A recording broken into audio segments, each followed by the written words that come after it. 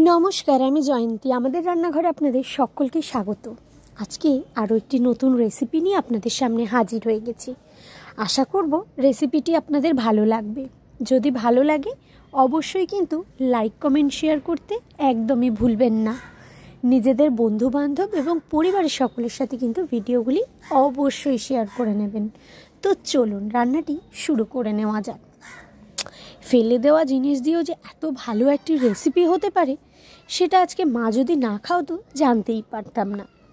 आमरा प्रायशई एई शीतकालेर समय फुलकपि जखन बाड़ीते आनी दोकानेई पारले फुलकपिर पातागुली फेले दिए आसि, ताहले किन्तु बाड़ीते निये आसते बाजार करे सुविधा हय। किन्तु आजके देखलाम बाबा बाजार थेके फुलकपिर पाता समेतई निये एसेছে।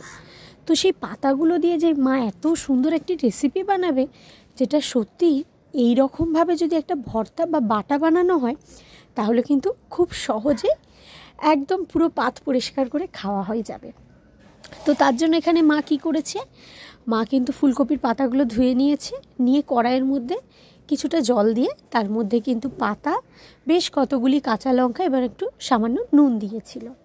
তো এইটা দিয়ে ভালো করে কিন্তু পাতাগুলোকে সেদ্ধ করে নিল। এই যে সেদ্ধ হয়ে গেছে দেখতে পাচ্ছ। তো তারপর একটা মিক্সিং জারের মধ্যে দিল পরিমাণ অনুযায়ী কালো জিরে, আর তার সাথে কিন্তু দিয়ে দিচ্ছি এর মধ্যে ওই যে ফুলকপির যে পাতাগুলি এবং কাঁচা লঙ্কাগুলি যেগুলো আমরা সেদ্ধ করে নিয়েছিলাম সেটাই। তো হঠাৎই দেখলাম মা রান্নাঘরে কি যেন একটা রান্না করছে। তো গিয়ে দেখি মা এইটা বানাচ্ছে। তো ভাবলাম এই ভিডিওটা তোমাদের সাথে শেয়ার করি, এই রেসিপিটা আমার মতো তোমরাও ট্রাই করো, ভীষণ ভালো খেতে হয় এটা। তো এই যে মিক্সিং জারে কিন্তু আমরা পেস্ট করে নিয়েছি। তো একদমই ইজি ওয়েতে রান্না, খুব সহজেই কিন্তু বাড়িতে এটা বানিয়ে নিতে পারো। আর ফুলকপি তো এখন যেহেতু শীতকাল, তো প্রতিটা বাড়িতেই কিন্তু এখন ফুলকপি আসে। তো ফুলকপির পাতাগুলো না ফেলে দিয়ে একবার কিন্তু এরমভাবে বানিয়ে দেখতেই পারো, এর কিন্তু স্বাদ সত্যিই দুর্দান্ত। তো আজকে তো নিরামিষভাবে বানানো হচ্ছে, এটা একদিন আমিষভাবেও বানিয়ে দেখাবো। মা বললো এটা নাকি আমিষভাবেও বানানো যায়, তো সেটাও কিন্তু তোমাদের সাথে একদিন শেয়ার করে নেব। তো এই যে পেস্টটা রেডি হয়ে গেছে, এইবার কড়াইতে পরিমাণ মতো সর্ষের তেল দিয়েছে। আর সর্ষের তেলেই কিন্তু এই ভর্তা বা বাটাবাটি খাবারগুলোর কিন্তু টেস্ট যেন আরও বাড়ে, যেটা সাদা তেলের ক্ষেত্রে একদমই হয় না।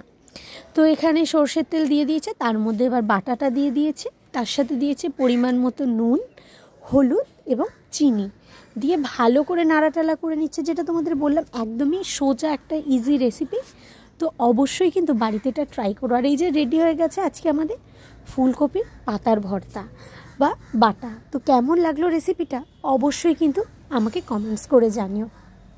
আর যারা যারা এখনও পর্যন্ত চ্যানেলটি সাবস্ক্রাইব করনি তাদের কাছে রিকোয়েস্ট করব, প্লিজ চ্যানেলটি সাবস্ক্রাইব করে নিয়ে পাশে থাকা বেল বাটনটি অবশ্যই প্রেস করে দিও, তাহলেই কিন্তু প্রথম নোটিফিকেশানটা তোমাদের কাছেই পৌঁছে যাবে। দেখতেই পেলে কত সোজা একটি রেসিপি। তো অবশ্যই কিন্তু বাড়িতে ট্রাই করো আর আমাকে কমেন্টস করে জানাতে একদমই ভুলো না। আজকের ভিডিওটা এইটুকুই, দেখা হবে তোমাদের সাথে আবারও নতুন কোনো ভিডিও খুব তাড়াতাড়ি। ততক্ষণের জন্য সবাই ভালো থেকো, সুস্থ থেকো। সকলকে অসংখ্য ধন্যবাদ সম্পূর্ণ ভিডিওটি দেখবার জন্য।